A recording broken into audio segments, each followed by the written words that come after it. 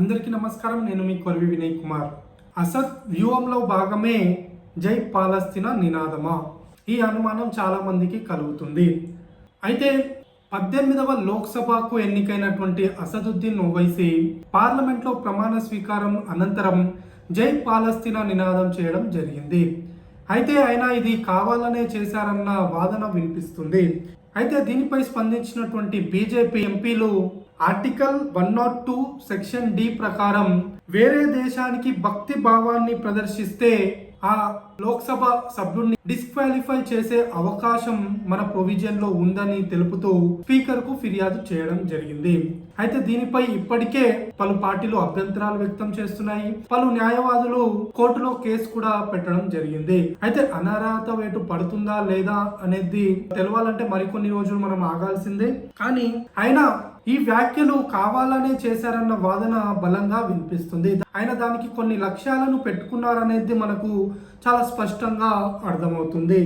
నిజానికి భారత ప్రభుత్వం ఇజ్రాయెల్లోని గల్ఫ్ వెస్ట్ ఆసియా సమస్యకు 2 నేషన్ ఫార్ములా అనేది సరి అయిన పరిష్కారం అని, పాలస్తీనా యొక్క ఉనికిని గుర్తించాలని ఇప్పటికే తెలిపింది. ఆయన గత 10 సంవత్సరాల నుంచి పాలస్తీనా సమస్య ఉన్నప్పటికీ కూడా ఏనాడు ఆయన పార్లమెంట్ లో కానీ బయట కానీ మాట్లాడిన సందర్భాలు పెద్దగా లేవని చెప్పుకోవాలి. నిజానికి అసదుద్దీన్ ఓవైసీ ఇస్లామిక్ కంట్రీస్ పట్ల సానుకూలంగా ఉంటారా అంటే అంత సానుకూలంగా కూడా ఉండే వ్యక్తి ఏమీ కాదు. ఎన్నో సందర్భాల్లో పాకిస్తాన్ భారతదేశంలో ఉన్నటువంటి మైనారిటీల పట్ల ఇక్కడి ప్రభుత్వం వివక్ష చూపుతుందని, ఇక్కడ మైనారిటీలు రాజ్యాంగానికి లోబడి రావాల్సినటువంటి ఏవి కూడా వారికి అందట్లేదని పాకిస్తాన్ పలుమార్లు వ్యాఖ్యలు చేయడం జరిగింది. అయితే దాన్ని అసదుద్దీన్ ఓవైసీ ఎన్నోసార్లు తిప్పికొట్టడం కూడా జరిగింది.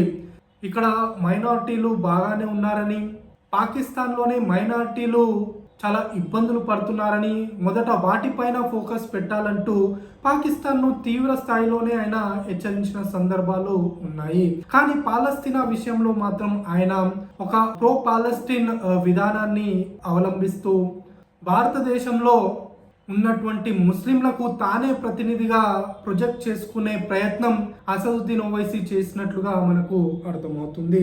దీనికి ఆయన పలు లక్ష్యాలను కూడా పెట్టుకోవడం జరిగింది. అదేంటంటే ముస్లిం ఓట్లపై నెక్కినటువంటి నాన్ బీజేపీ పార్టీల యొక్క స్పందన ఎలా ఉంటుందో తెలుసుకోవాలని ఆయన ఈ వ్యాఖ్యలు చేసినట్లుగా మనకు అర్థమవుతుంది. నిజానికి ఎంఐఎం పార్టీ హైదరాబాద్ పార్లమెంట్ స్థానంతో పాటు మహారాష్ట్రలోని ఔరంగాబాద్ పార్లమెంట్ స్థానానికి, బీహార్లోని కిషన్గంజ్ పార్లమెంట్ స్థానానికి పోటీ చేయడం జరిగింది. కానీ హైదరాబాద్ పార్లమెంట్ స్థానం మినహా ఆ మిగిలిన 2 స్థానాల్లో ఎంఐఎం పార్టీ ఘోర ఓటమిని చవి చూసింది. దీంతో ఆయనకు అర్థమైంది ఏంటంటే ముస్లింలు అందరూ కూడా తన వైపు లేరని, ఇండియా కూటమి వైపు ముస్లింలు మొగ్గు చూపుతున్నారని ఆయనకు అర్థమైంది. దీంతో తిరిగి ఆ ఓటర్లను తన వైపు తెచ్చుకొని దేశంలోనే ముస్లిం ప్రతినిధిగా తనను ముస్లిం ప్రజలు గుర్తించాలన్న ధ్యేయంతోనే ఆయన ఈ వ్యాఖ్యలు చేసినట్లుగా మనకు అర్థమవుతుంది.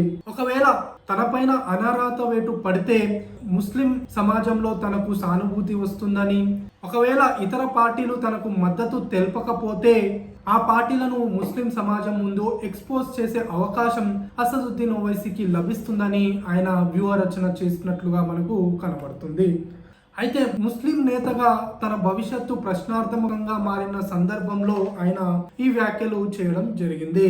అంతేకాకుండా జాతీయ అంతర్జాతీయ స్థాయిలో ప్రో పాలెస్టీన్ గ్రూప్స్ తో తనకు సత్సంబంధాలు ఏర్పడాలని, తన యొక్క ఫేస్ వాల్యూను అంతర్జాతీయ స్థాయిలో రెట్టింపు చేసుకోవాలని అసదుద్దీన్ భావించినట్లుగా మనకు అర్థమవుతుంది. నిజానికి భారత ముస్లింలు అందరూ కూడా అసదుద్దీన్ ఓవైసీని తమ ప్రతినిధిగా చూడడం లేదు.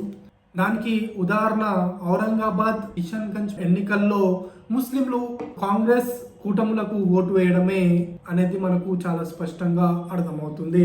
ఈ సందర్భంలో ఒకవేళ స్పీకర్ కనుక అసదుద్దీన్ ఓవైసీపై అనర్హత వేటు వేస్తే ఇతర పార్టీలు ఆయనకు మద్దతుగా నిలుస్తాయా లేదా అనేది ఆయన చూడాలనుకుంటున్నాడు. ఒకవేళ అనర్హత వేటు పడకపోతే తాను ముస్లిం సమాజంలో ఒక బలమైన వ్యక్తినని, తాను బ్యారిస్టర్ లా చదివానని, తనకు కాన్స్టిట్యూషన్ మొత్తం తెలుసని, తాను జై పాలస్తీనా నినాదాలు చేసినా కూడా తనను ఎవరు ఏమి చేయలేకపోయారని, ఏ ముస్లిం నేత కూడా జై పాలస్తీన్ అనడానికే ధైర్యం చేయలేదని, తాను ఆ ధైర్యం చేశానని, దానికి తాను కట్టుబడి ఉన్నానని, తానే ఒక బలమైన ముస్లిం నేతను ఈ భారతదేశంలోనని చెప్పుకునే ప్రయత్నం అసదుద్దీన్ ఓవైసీ చేశాడని చెప్పుకోవాలి.